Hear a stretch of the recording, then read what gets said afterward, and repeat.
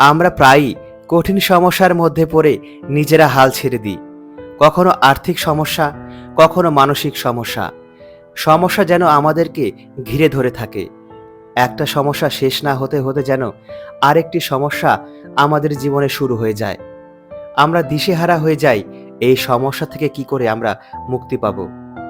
আমাদের জীবন যেন আর সামনের দিকে এগোতেই পারছে না। সমস্যা বা কঠিন পরিস্থিতির মধ্যে পড়ে আমাদের মনের জোরও যেন ক্রমশ হারিয়ে যাচ্ছে।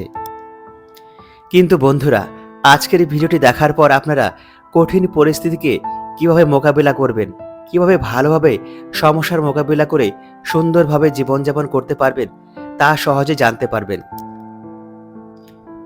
কোনো এক সময়ে কোনো একটি গ্রামে একটি যুবক বাস করত, কিন্তু খুব অল্প বয়সেই তার বাবার মৃত্যু হওয়াতে পুরো পরিবারের দায়িত্ব তার কাঁধে এসে পড়েছিল। দিনরাত অক্লান্ত পরিশ্রম করে সে তার মা, ভাই বোনেদের মুখের খাবার জোগাড় করত। কিছুদিন পর ওই যুবকটি বিবাহ করেন এবং ভাবেন এখন হয়তো তার জীবনটা একটু পাল্টে যাবে, এখন হয়তো সে কিছুটা শান্তিতে থাকতে পারবে। কিন্তু এরপর দিনের পর দিন ওই যুবকের অবস্থা আরো খারাপ হতে লাগলো। অর্থ কষ্ট, পারিবারিক সমস্যা তাকে আরো ঘিরে ধরল। তখন ওই যুবকটি একটি বৌদ্ধ সন্ন্যাসীর কাছে আসলো এবং হাত জোড় করে বলল, হে প্রভু, আমি খুব সমস্যার মধ্যে জীবন কাটাচ্ছি। সমস্যা যেন আমাকে আষ্টে পৃষ্ঠে বেঁধে রেখেছে। একটি সমস্যা থেকে বেরোতে না বেরোতেই আরেকটি সমস্যা যেন আমাকে ঘিরে ফেলেছে। আমি এখন আর সংসারে ফিরে যেতে চাই না, আপনি আমাকে আপনার শিষ্য করে নিন। তখন ওই সন্ন্যাসী তাকে বললেন, ঠিক আছে, তুমি এখন আমার এখানে বিশ্রাম নাও, আমি কাল তোমার সঙ্গে এ ব্যাপারে কথা বলবো।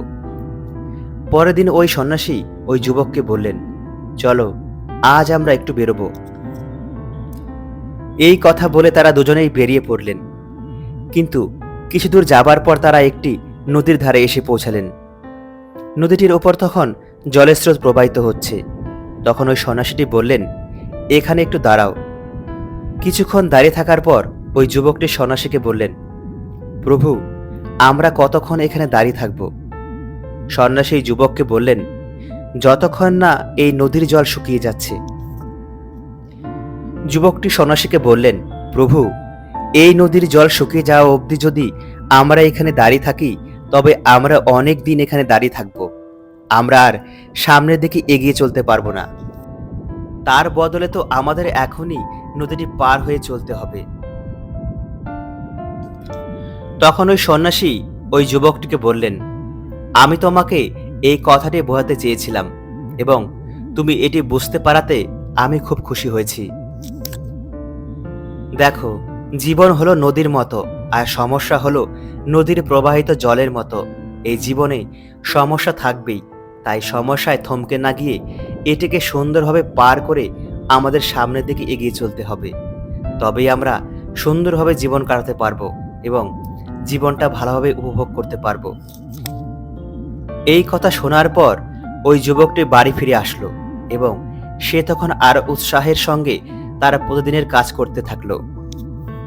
ক্রমে তার কঠিন সময় কেটে গিয়ে আবারও তার জীবনে সুখের দিন ফিরে আসলো এবং সে আরো ভালোভাবে তার জীবন কাটাতে লাগলো। বন্ধুরা, জীবনে চলার পথে কঠিন পরিস্থিতি, সমস্যা থাকবেই। এগুলোকে জীবনের এক একটি অঙ্গ ধরে নিয়ে আমাদের সামনের দিকে অগ্রসর হয়ে চলতে হবে, কারণ চলার নামই হচ্ছে জীবন।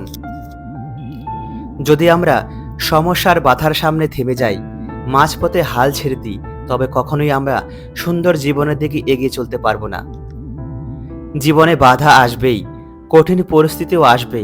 প্রতিটি পরিস্থিতি আমাদেরকে হয়তো নতুন কিছু শেখাবে, নয়তো আমাদের জীবনের ভিতকে আরো মজবুত করে গড়ে তুলবে। তাই জীবনে চলার পথে সমস্যায় আটকে গেলে কখনোই হাল ছেড়ে দেওয়া বা হতাশ না হয়ে আমাদেরকে আরো উদ্যমের সঙ্গে কাজ করে সামনের দিকে এগিয়ে চলতে হবে। কারণ প্রদীপের নিচে অন্ধকার থাকলেও চারিপাশটা আলোয় থাকে। তাই খারাপ পরিস্থিতিগুলিকে দূরে সরিয়ে রেখে সুন্দর দিনগুলোর প্রতীক্ষায় পথ চলতে হবে এবং আমাদেরকে আরো এগিয়ে যেতে হবে এবং সুন্দরভাবে জীবনটা উপভোগ করতে হবে।